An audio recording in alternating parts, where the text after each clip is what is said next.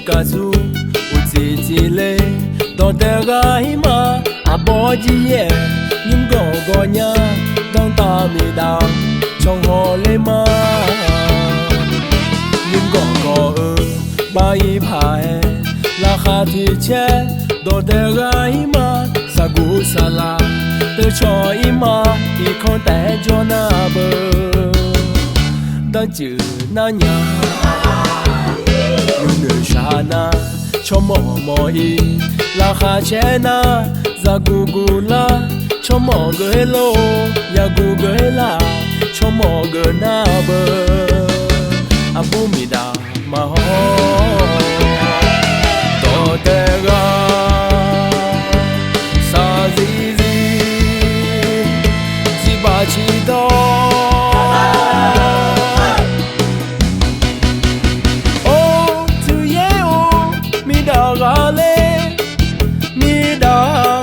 Jona adunya yang pangai na noga hoja makunya tipo de homomonya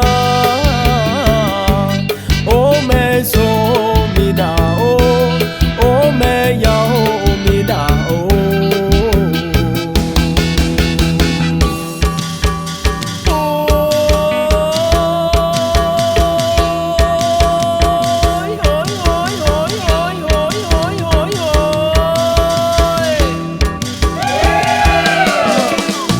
to pe jona ne ko di si la ha che nya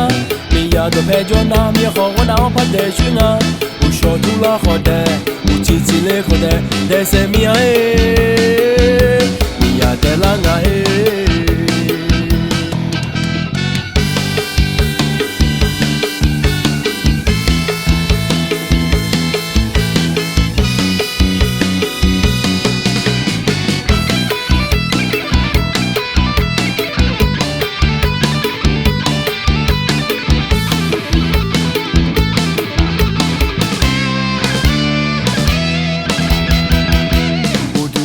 Con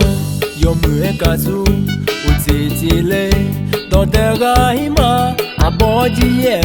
nim gogonya don ta mi da trong hồ lê ma nim gogo bai phae la kha thi che don terraima sagu sala te cho ima i khon te jona bơ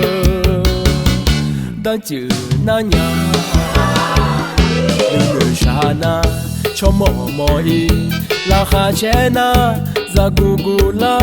cho mò gửi lô ya gu gửi la cho mò gửi na bơ abu mi da ma ho to te ga